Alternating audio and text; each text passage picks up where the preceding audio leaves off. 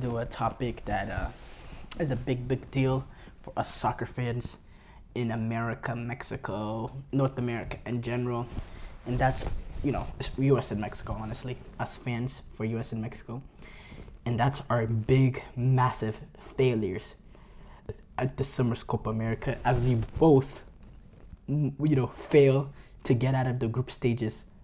Big, big, big disappointment, huge failure from both of us, both of our national teams. And we normally don't unite on anything because of our rivalry, but we what us fans can both agree is we're both in a very garbage period amongst this team. A little bit more so with Mexico, but still with the U.S. too at the same time.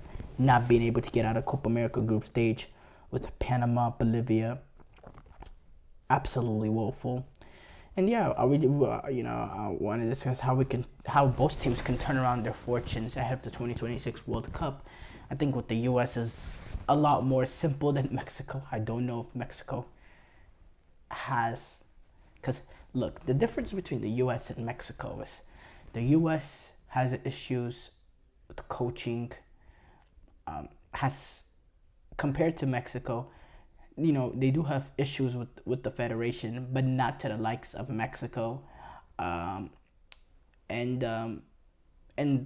the quality in terms of players and the way that they perform for their clubs, not something of concern for the U.S. Mexico, there's a real lack of quality and athleticism amongst this Mexican national team. They get outran. The quality amongst the players. You look at teams in the past from Mexico, over the past few years or so, you would hardly find Liga MX players in the starting lineup. Now half the starting lineup is Liga MX players. You're having to get dual nationals like Quiñones, and I forgot the Argentine Funes Mori, because of the real lack of quality amongst this team. And the Mexican national team, they never had to worry about that sort of real lack of quality amongst the team, having to recruit dual nationals. They never had to worry about that, and they find themselves in this huge desperation. And I think I don't think there's time to turn it around, because if you look at the generation of players coming up, for number one, Mexico didn't qualify for the Olympics, so it shows the oil well is drying up in terms of youth talent. And this is a Mexican federation that really takes these youth games seriously. All the youth World Cups, the Olympic Games, they take it very, very, very seriously. And the fact that Mexico weren't able to qualify for the Olympics shows where we find ourselves in at this. Sorry, I've been sick over the past few days. But it shows how much of a difficult position that Mexico finds themselves in. But yeah, real lack of quality amongst this team, and I don't know. There's no real fix for that entering this World Cup, because World Cup comes up in 2 years, which will blow by really fast. Liga MX players, or owners, they need to be more willing to send their guys off to Europe when they're younger as well, so they can develop in Europe and really take the next level. But Liga MX players, owners, and they're all worried about their pockets and making more money, and don't really care about the enhancement of the rise of the Mexican player and the rise of the Mexican national team. And at least with the U.S., there you see the element of a little bit of cooperation between the MLS and the U.S. Soccer Federation. I don't see anywhere near that sort of level of cooperation between Liga MX and Mexican Soccer Federation. And again, that's a big worry. And the lack of quality is there. I mean, you look, the guys that look at us, this Mexico team, some of the main guys, Santiago Jimenez, a guy that a lot of people in Mexico wanted him to start after spending a lot of time on the bench, despite having a good season at PSV. But now, now it's shown why these past Mexican managers, including Lozano, have been reluctant to really, start Santiago Jimenez because he's just not good enough. He's really, really not good enough. Nowhere near the level of a caliber player to be starting for this sort of national team. He provides no real fear factor for opposing center backs. He's not clinical enough. I don't really see as a striker, what part of his game is absolutely brilliant.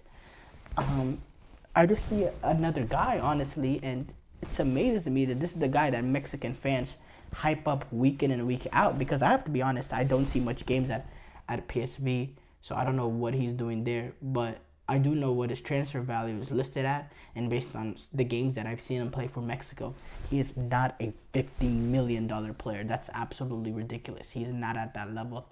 Even with this inflated, economy that we're in right now for these soccer players, there's no way he's a $50 million soccer player. Absolutely not. Absolutely not. And yeah, it's a hard place Mexico finds himself in, and I don't think there's a real solutions to turn around for the 2026 World Cup. As far as the U.S., even though they have major corporation issues and all that, but for the U.S., quality is not the issue. This is the I don't like using the term, but this is the golden generation in terms of quality that this U.S. soccer team has in terms of what they've produced. A lot of real talented players that play for some very good European clubs.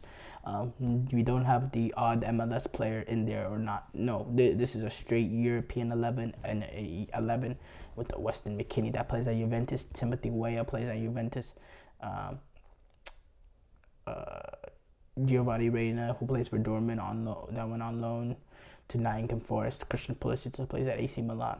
This is a lot of very elite, talented players, but they don't play near that sort of level that they produce for their clubs, for their country. A few of them do. Christian Pulisic, he steps it up for his country, but apart from that, the level of performances these players provide for their clubs and national team is different. There's a weak mentality amongst this U.S. men's national team, a huge, huge weak mentality amongst this U.S. men's national team, and it's really, really alarming because you look at some of the quotations and comments coming after the game talking about like from Matt Turner, talking about how this team is still going in the right direction despite the result. Even if you believe that, that's not something you say in that moment. Getting eliminated in the group stage at Copa America, there's no positive spin of it. You didn't get out of a group with Bolivia and Panama. Stop trying to make a light out of the situation. There's not a situation where the light ends on the end of the road or whatever that saying is. That's not the situation you find themselves in. It looks dim right now because there's not been any sort of improvement since Berhalter came in. Like compared to the past U.S. men's national teams, this team has not done anything different than them. In fact, in some stages they've been worse. And this is a team that has much, much, much more quality than the past U.S. men's national team.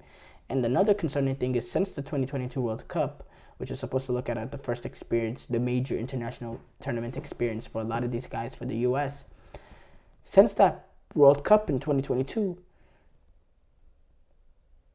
there has, no improvement at all whatsoever, no real style of play in terms of how we want to go after it.